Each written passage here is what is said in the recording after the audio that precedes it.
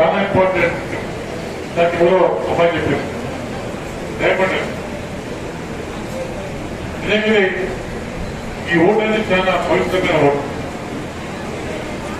దాన్ని వృధా చేసుకుంటే మన జీవితాలు అంటారు. దాన్ని కరెక్ట్ గా మాట్లాడుకుంటే మన భక్తులు అందులో ముందు పోతారు. మాట్లాడుతారు కాంగ్రెస్ చేస్తానుకుంటారు. నాకు తెలుసు, నేను 3 పనిచేశాను కర్నూలులో. మా తండ్రి ముఖ్యమంత్రి ఉన్నారు, నేను 2 మందిగా పనిచేశాను.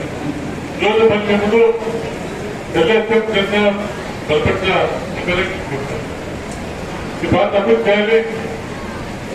ఈ ప్రాంతం చాలా అభివృద్ధి ప్రాంతం కాబట్టి మళ్ళీ ప్రజాప్రభుత్వంతో అయితే తప్పకుండా ప్రాంతం అభివృద్ధి క్యాపిటల్ అనుకుంటా యువతకు ఉద్యోగం తీసుకొని ముందుకు పోతుంది.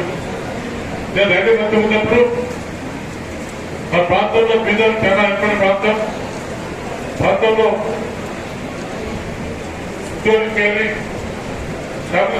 చేసుకుని ఫ్యాక్టరీ రైతు పెంచుకుంటారు. మరో 2 లేకుండా పెంచుకుంటారు. దానివల్ల నా ప్రజల నుంచి వచ్చే అవకాశం లేదు.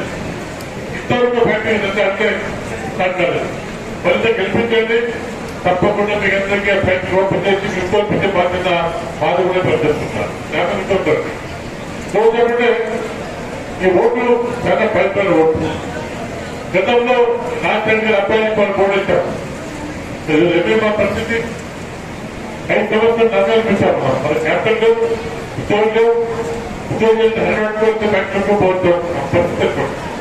అటువంటి పరిస్థితి కాకుండానే ఎంతో కూడా పుస్తకంలో స్టీఫెన్ ఓటేసి నాకు నాటుకోండి ఎత్తి వచ్చే ఓటేసి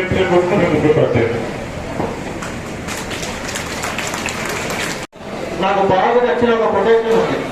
నేను ఎప్పుడైనా ఎక్కడైనా యువత ఉన్నానంటే నేను తరచు షేర్ చేసుకుంటాను. ఒక కవి చెప్పాడు, ఎప్పుడు govern poor it's not mistake.